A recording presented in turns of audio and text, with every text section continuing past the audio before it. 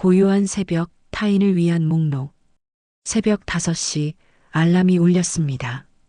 정혜수는 잠들지 않은 듯한 얼굴로 눈을 떴습니다. 구로의 낡은 빌라 2층, 곰팡이 냄새가 배인 방에서 하루가 시작되었습니다. 69의 나이 거울 속 얼굴은 주름 사이로 지난 세월의 무게가 새겨져 있었습니다. 그녀는 세수도 대충 하고 외출복을 챙겼습니다. 첫 차 지하철은 텅 비어 있었습니다.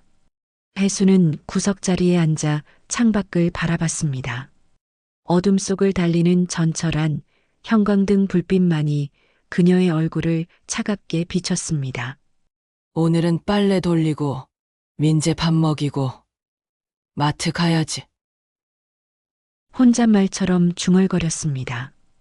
그녀의 하루는 언제나 타인을 위한 목록으로 채워졌습니다. 자신을 위한 시간은 없었습니다. 딸 서영의 아파트는 신림동 중심가 32평 신축 빌딩에 있었습니다. 깨끗한 복도, 반짝이는 타일. 혜순의 집과는 다른 세계였습니다.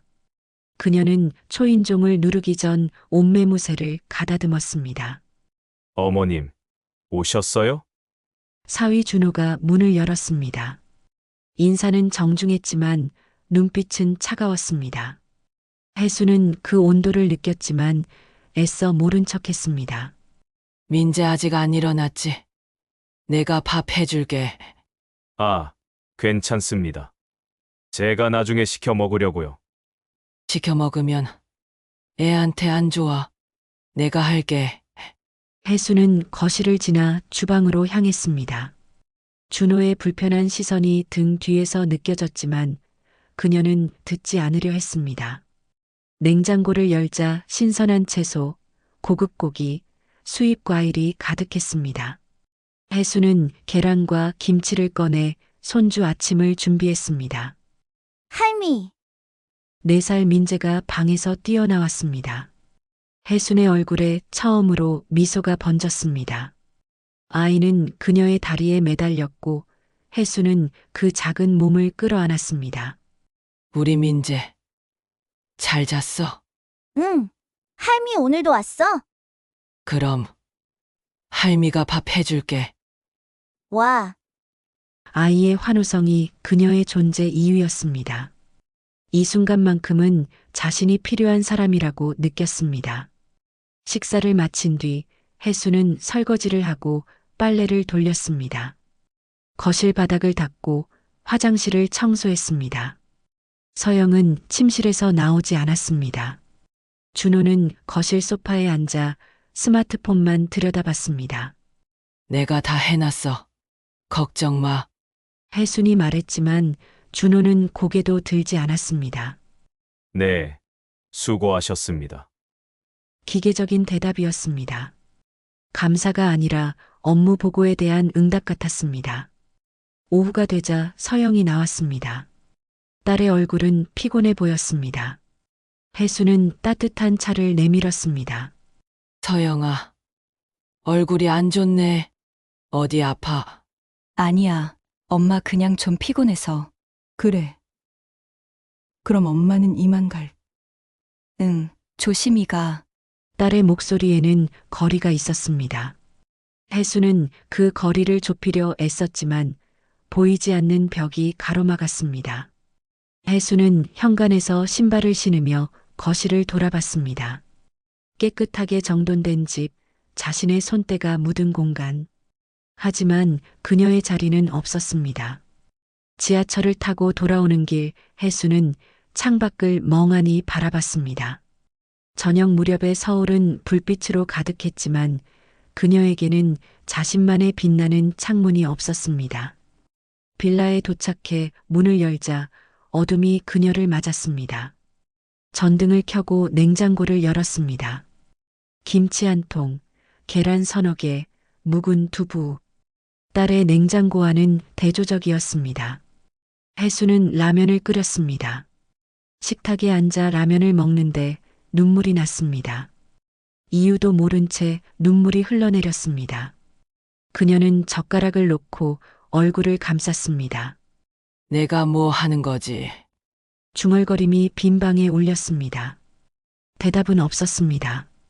그날 밤 혜수는 잠들지 못했습니다. 자신이 필요한 사람인지 아니면 그저 불편을 감수당하는 사람인지 경계가 흐릿했습니다. 핸드폰이 울렸습니다. 딸에게서 온 메시지였습니다. 엄마, 내일은 안 와도 돼. 우리가 알아서 할게. 짧은 문장이었지만 그 의미는 무거웠습니다. 혜수는 핸드폰을 가슴에 안고 눈을 감았습니다. 새벽이 되자 빗소리가 들렸습니다. 혜수는 일어나 창가에 섰습니다. 내일도 가야 하나? 스스로에게 물었지만 답은 이미 정해져 있었습니다. 그것만이 자신이 아는 유일한 존재 방식이었으니까요. 메시지를 받고도 혜수는 다음날 딸의 집으로 향했습니다. 오지 말라는 말을 액면 그대로 받아들일 수 없었습니다. 그녀에게 가족은 거절할 수 없는 의무였습니다. 초인종을 누르자 한참 후에야 문이 열렸습니다. 서영의 얼굴이 당황스러움으로 굳어 있었습니다. 엄마, 오늘은 안 온다고 했잖아. 그래도 민재 밥은 먹여야지. 들어가도 되지? 서영은 잠시 망설이다 비켜섰습니다. 혜수는 주방으로 향했지만 거실에 앉아 있는 준호의 표정은 불편함 그 자체였습니다. 혜수는 냉장고에서 재료를 꺼내기 시작했습니다. 설렁탕을 끓이려던 참이었습니다. 그때 준호가 입을 열었습니다. 어머님, 잠깐 말씀드릴 게 있습니다. 목소리가 평소보다 딱딱했습니다. 혜수는 손을 멈추고 돌아섰습니다. 뭔데? 말해봐. 솔직히 말씀드리겠습니다. 요즘 어머님이 너무 자주 오시는 것 같습니다. 순간 혜순의 손이 떨렸습니다. 준호는 계속 말을 이었습니다. 민재도 혼란스러워합니다. 엄마가 누군지, 할머니가 누군지 구분을 못합니다. 어머님이 아침마다 오셔서 밥 먹이고 재우시니까요. 그게 무슨 소리야? 저희한테도 저희 방식이 있습니다. 어머님 방식은 요즘 육아법과 맞지 않습니다. 어머님은 너무 많이 개입하십니다. 혜순의 눈빛이 흔들렸습니다. 개입이라는 단어가 날카롭게 들렸습니다. 그럼 내가 거추장스럽다는 거네? 그런 뜻이 아니라 아니긴 뭐가 아냐. 딱 그 말이잖아. 혜순은 앞치마를 벗었습니다. 손이 떨려 끈을 푸는데 시간이 걸렸습니다. 서영아, 너는 끝까지 가만히 있을 거야? 딸은 한참을 침묵하다 작게 대답했습니다. 엄마 사실 좀 부담스러워. 그 말이 가슴에 박혔습니다. 혜수는 숨을 깊이 들이마셨습니다. 내가 뭘 잘못했는데. 준호가 다시 끼어들었습니다. 잘못하신 건 없습니다. 다만 저희 방식대로 키우고 싶습니다. 서영의 목소리가 높아졌습니다. 처음으로 딸이 소리를 질렀습니다. 엄마는 왜 맨날 그렇게 말해? 우리가 애를 방치한다고? 우리도 최선을 다하고 있어. 최선. 아침마다 배달 음식 시켜주는 게 최선이야? 그래, 그게 우리 방식이야. 엄마 방식이 무조건 맞는 건 아니잖아. 혜수는 말문이 막혔습니다. 딸의 눈빛에서 피로와 짜증을 읽었습니다. 그건 감사가 아니었습니다. 오랫동안 쌓인 불편함이었습니다. 알았어. 이제 안 올게. 혜수는 가방을 들었습니다. 준호가 조심스럽게 말했습니다. 어머님, 오해하지 마세요. 아예 오지 말라는 게 아니라 됐어. 무슨 말인지 다 알아.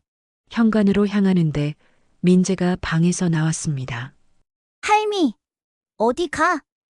아이가 다리에 매달렸습니다. 혜수는 아이를 끌어안았습니다. 눈물이 날 것 같았지만 참았습니다. 민재야. 할미 잠깐 집에 갔다 올게. 언제 와? 응. 나중에. 아이를 떼어놓고 문을 열었습니다. 뒤돌아보지 않았습니다. 복도로 나서자 다리에 힘이 풀렸습니다. 엘리베이터를 기다리는 동안 눈물이 흘러내렸습니다. 혜수는 손등으로 눈물을 닦았습니다. 엘리베이터 안에서 거울에 비친 자신의 모습은 초라했습니다.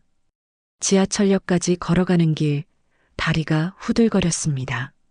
벤치에 앉아 한참을 멍하니 있었습니다. 내가 불편한 사람이었구나. 그 생각이 머릿속을 가득 채웠습니다. 필요한 사람이 아니라 거추장스러운 사람. 도움이 아니라 개입.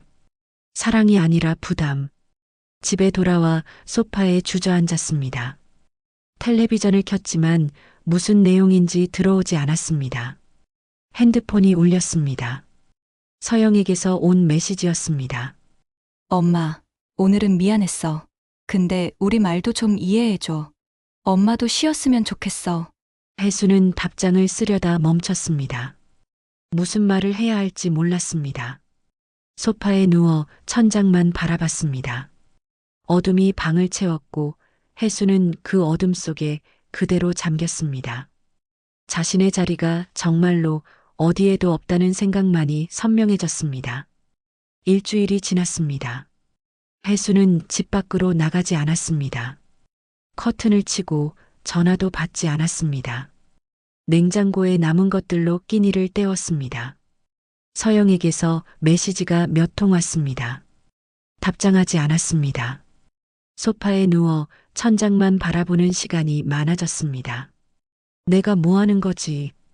8회째 되는 날 혜수는 결심했습니다. 마지막으로 한 번만 더 가보기로 했습니다. 손주 민재 생일이 코앞이었습니다. 아이의 생일만큼은 함께하고 싶었습니다. 작은 케이크를 샀습니다. 동네 빵집에서 파는 소박한 케이크였습니다. 딸기가 4개 얹혀 있었습니다. 포장을 부탁하며 혜수는 떨리는 손으로 돈을 건넸습니다. 이번엔 괜찮을 거야. 생일인데. 스스로를 다독이며 지하철에 올랐습니다. 딸의 아파트 앞에 도착했습니다. 현관 앞에 서서 한참을 망설이다 벨을 눌렀습니다. 문이 열렸습니다. 준호였습니다. 그의 얼굴에 미소는 없었습니다. 어머님, 민재 생일이라 왔어. 케이크 사왔어. 들어오세요. 준호는 비켜섰지만 환영이 없었습니다. 거실에 서영이 앉아 있었습니다.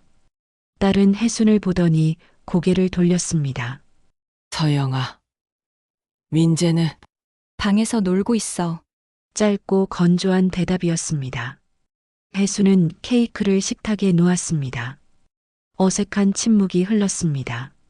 준호가 입을 열었습니다. 어머님, 죄송하지만 오늘은 저희끼리 보내려고 합니다. 뭐? 민재 생일이니까 가족끼리만 조용히 보내고 싶습니다. 혜수는 딸을 바라봤습니다. 서영은 천천히 고개를 들었습니다. 눈빛이 차가웠습니다. 엄마, 우리도 힘들어. 엄마가 너무 많이 오니까 생일인데도 응, 오늘은 우리끼리 있고 싶어. 준호가 덧붙였습니다. 다음부터는 미리 연락 주시고 오세요. 갑자기 오시면 불편합니다. 불편하다는 말이 귀를 때렸습니다. 혜순의 손이 떨렸습니다. 그래. 내가 불편한 사람이지. 그런 뜻이 아니라 아니긴 뭐가 아냐. 딱 그 말이잖아. 혜순은 케이크를 다시 집어들었습니다. 이거라도 두고 갈게. 어머님, 케이크는 저희가 준비했습니다. 준호의 말에 혜순은 걸음을 멈췄습니다. 식탁 위에는 고급스러운 디자인의 큰 케이크가 놓여 있었습니다. 자신이 사온 케이크와는 비교가 되지 않았습니다. 그래. 혜순은 케이크를 가슴에 안았습니다. 현관으로 향했습니다. 민재가 방에서 뛰어나왔습니다. 할미, 아이가 달려왔지만 준호가 가로막았습니다. 민재야, 할머니 바쁘셔 나중에 봐. 싫어. 할미, 아이가 울먹였습니다. 혜수는 뒤돌아보지 못했습니다. 돌아보면 무너질 것 같았습니다. 민재야, 할미 다음에 올게. 문을 열고 나왔습니다. 뒤에서 아이의 울음소리가 들렸습니다. 문이 닫혔습니다. 복도에 혼자 남았습니다. 케이크를 든 손이 덜덜 떨렸습니다. 다리에 힘이 풀려 벽에 기댔습니다. 엘리베이터를 기다리는 동안 눈물이 쏟아졌습니다. 케이크 상자가 눈물에 젖었습니다. 1층 로비에 내려왔을 때 다리가 휘청거렸습니다. 벤치에 주저앉았습니다. 케이크를 무릎에 올려놓고 고개를 숙였습니다. 이제 정말 끝인가? 마지막 희망마저 사라진 기분이었습니다. 이모, 괜찮으세요? 누군가의 목소리였습니다. 고개를 들자 젊은 남자가 서 있었습니다. 위층에 사는 청년 유정인이었습니다. 응, 케이크 들고 여기 왜 앉아 계세요? 그냥 정인은 옆에 앉았습니다.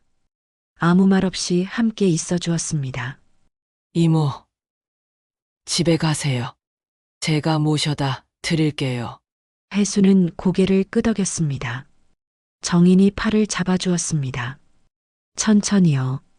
집에 돌아와 케이크를 식탁에 놓았습니다. 촛불도 노래도 함께할 사람도 없는 케이크. 혜수는 의자에 앉아 케이크를 바라봤습니다. 그리고 천천히 포장을 뜯었습니다. 딸기 하나를 집어 입에 넣었습니다. 달지 않았습니다. 아무 맛도 느껴지지 않았습니다. 이제 어떻게 살지? 질문만 남았습니다. 하지만 이번엔 포기가 아니라 고민이었습니다. 절망이 아니라 다짐이었습니다. 창밖으로 구름 사이로 작은 빛이 새어나왔습니다. 혜수는 그 빛을 한참 바라봤습니다. 다음 날 아침 혜수는 늦게 일어났습니다. 알람을 맞추지 않았습니다. 서두를 이유가 없었습니다. 창밖을 보니 햇살이 들어왔습니다. 오랜만에 커튼을 걷었습니다. 집안을 둘러봤습니다. 설거지가 쌓여 있었고 빨래가 넘쳤습니다. 자신조차 돌보지 못한 시간이었습니다. 일단 움직여보자. 작은 다짐이었습니다. 설거지부터 시작했습니다. 설거지를 하고 빨래를 돌렸습니다. 창문을 열어 환기를 시켰습니다. 작은 일들이었지만 숨이 차올랐습니다. 오후가 되자 현관문을 두드리는 소리가 들렸습니다. 문을 열자 정인이 서 있었습니다. 이모, 어제 좀 어떠셨어요? 응, 괜찮아. 거짓말 얼굴에 다 써 있어요. 정인은 비닐봉지를 내밀었습니다. 안에는 죽 한 통과 반찬이 들어 있었습니다. 제가 해온 건 아니고요. 어머니가 보내셨어요. 2층 이모 안색 안 좋다고. 고마워 어머니께 감사하다고 전해줘. 네, 그리고 이모, 혹시 시간 있으세요? 제가 요즘 봉사활동 하는 데가 있거든요. 독거노인분들 밑반찬 나눠드리는 거요. 같이 가실래요? 혜수는 망설였습니다. 나갈 기력이 있을지 확신이 서지 않았습니다. 나 같은 사람이 뭘 도와. 이모도 요리 잘하시잖아요. 손주 밥 해주셨다며요. 그 말에 혜수는 잠시 생각했습니다. 자신에게 남은 게 뭔지 돌아봤습니다. 손맛이었습니다. 언제? 내일 오전 어때요? 그래. 가볼게. 다음 날 정인과 함께 동네 경로당으로 향했습니다. 작은 공간이었지만 따뜻했습니다. 몇몇 어르신들이 모여 앉아 계셨습니다. 혜수는 어색하게 고개를 숙였습니다. 처음이라 뭘 해야 할지. 괜찮아요. 같이 밑반찬만 만들면 돼요. 주방으로 안내받았습니다. 익숙한 공간이었습니다. 혜수는 자연스럽게 칼을 집었습니다. 물을 썰고 양념을 만들고 김치를 버무렸습니다. 손이 기억하고 있었습니다. 평생 해온 일이었습니다. 할머니, 손이 참 빠르시네요. 이런 건 눈 감고도 해. 가르쳐 주실 수 있어요? 젊은 봉사자가 물었습니다. 혜수는 천천히 시범을 보였습니다. 물을 쥐는 법, 칼을 쓰는 각도, 양념 비율. 이렇게 하면 돼 어렵지 않아. 작은 칭찬이었지만 마음이 따뜻해졌습니다. 오랜만에 느끼는 필요하다는 감정이었습니다. 오후가 되자 만든 반찬을 포장했습니다. 정인과 함께 어르신 댁을 방문했습니다. 첫 번째 집은 혼자 사는 할머니였습니다. 아이고, 고마워. 요즘 장 보러 나가기도 힘들었는데. 드시고 맛있으면 또 올게요. 할머니의 눈빛이 따뜻했습니다. 혜수는 가슴이 먹먹해졌습니다. 몇 집을 더 돌았습니다. 모두 감사하다는 말을 했습니다. 혜수는 그 말들이 낯설었습니다. 오랫동안 듣지 못한 말이었습니다. 나도 누군가에게 필요할 수 있구나. 작은 깨달음이었습니다. 집으로 돌아오는 길 정인이 물었습니다. 어떠셨어요? 좋았어. 오랜만에 좋았어. 다음에도 올 거죠? 응. 올게. 현관 앞에서 헤어졌습니다. 혜수는 문을 열고 들어섰습니다. 집은 여전히 작고 낡았지만 오늘은 달라 보였습니다. 식탁에 앉아 창밖을 바라봤습니다. 저녁 노을이 지고 있었습니다. 핸드폰이 울렸습니다. 서영에게서 온 메시지였습니다. 엄마, 요즘 괜찮아? 연락이 없어서 걱정돼. 혜수는 한참 메시지를 바라봤습니다. 손가락이 천천히 움직였습니다. 괜찮아. 너도 잘 지내. 짧은 답장이었습니다. 하지만 마음 한구석이 조금 가벼워진 것 같았습니다. 오늘 만난 사람들의 얼굴, 감사하다는 말들이 귓가에 맴돌았습니다. 혜수는 달력을 펼쳤습니다. 다음 봉사 날짜에 동그라미를 쳤습니다. 그리고 그 다음 주에도 표시했습니다. 작은 시작이었습니다. 하지만 분명한 시작이었습니다. 한 달이 흘렀습니다. 혜수는 매주 2번씩 봉사활동에 나갔습니다. 손에 익숙한 칼질이 누군가에게 위로가 된다는 걸 알았습니다. 경로당 어르신들이 그녀를 기다렸습니다. 혜순이 언제 와? 묻는 사람들이 생겼습니다. 그 질문이 그녀의 마음을 채웠습니다. 어느 토요일 오후 초인종이 울렸습니다. 문을 열자 서영이 서 있었습니다. 민재를 손에 잡고 큰 캐리어를 끌고 엄마, 딸의 얼굴은 여위어 있었습니다. 민재는 혜순을 보더니 달려들었습니다. 할미, 혜순은 아이를 안아 올렸습니다. 그리고 딸을 바라봤습니다. 무슨 일이야? 엄마, 나 집 나왔어. 서영의 목소리가 떨렸습니다. 혜수는 캐리어를 집 안으로 끌어당겼습니다. 들어와. 일단 들어와.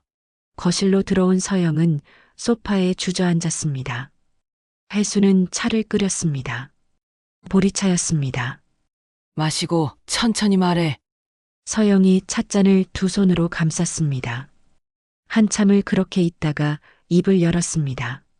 엄마, 미안해 너무 늦었지. 뭐가? 그때 생일 때 준호가 엄마한테 한 말. 나도 가만히 있었잖아. 그 뒤로 매일 싸웠어. 준호는 자기 말이 뭐가 잘못됐냐고 했어. 내 엄마가 불편하면 안 오면 된다고. 서영아. 엄마를 쫓아낸 남자랑은 못 살겠어. 그래서 나왔어. 딸의 눈에서 눈물이 쏟아졌습니다. 혜수는 딸을 끌어안았습니다. 바보야. 결혼 생활이 어디 쉬운 일이야. 엄마가 더 중요해. 엄마 없이는 못 살아. 혜순의 눈에도 눈물이 맺혔습니다. 민재는, 내가 키울 거야. 준호는 양육권 포기했어. 서영이 고개를 들었습니다. 엄마, 우리 여기서 다시 시작해도 될까? 나 일 구할게. 민재도 내가 키울게. 혜수는 딸의 머리를 쓰다듬었습니다. 그래. 함께 살자. 우리 셋이서. 민재가 두 사람 사이로 파고들었습니다. 할미, 나 이제 여기서 살아? 응. 우리 셋이 같이 사는 거야. 와, 좋아. 아이의 환호성이 울렸습니다. 혜수는 딸과 손주를 끌어안았습니다. 작은 집이었지만 이제는 세 사람의 보금자리가 될 것입니다. 저녁이 되자 혜수는 김치찌개를 끓였습니다. 오랜만에 가족이 함께하는 식사였습니다. 민재가 맛있게 먹는 모습을 보니 마음이 따뜻해졌습니다. 할미 밥이 제일 맛있어. 그래. 많이 먹어. 서영이 밥을 먹다가 눈물을 흘렸습니다. 엄마, 내가 너무 늦게 정신 차렸지. 아니야. 지금이라도 깨달았으면 된 거야. 우리 같이 힘내자. 넌 일 구하고, 엄마는 민재 봐주고. 응, 고마워, 엄마. 밤이 되어 좁은 방에 이불을 깔았습니다. 셋이 나란히 누웠습니다. 민재가 중간에 양옆으로 혜순과 서영이, 엄마, 좁지? 괜찮아. 이게 더 따뜻해. 서영이 작게 말했습니다. 엄마, 나 열심히 살게. 알아. 엄마가 믿어. 사랑해, 엄마. 나도 사랑해. 혜수는 천장을 바라봤습니다. 좁은 집이었지만 마음은 넓었습니다. 이제는 필요한 사람이 되려고 애쓰지 않아도 됩니다. 그냥 있는 그대로 가족이니까. 창밖으로 별이 보였습니다. 작은 별이었지만 밝게 빛났습니다. 혜수는 눈을 감았습니다. 내일도 해가 뜰 것입니다. 그리고 그녀는 딸과 손주와 함께 일어날 것입니다. 혼자가 아니라 함께. 그것으로 충분했습니다. 작은 집에 작은 불빛 하나가 켜져 있었습니다. 그 빛은 작았지만 따뜻했습니다. 세 사람의 새로운 시작을 비추는 빛이었습니다.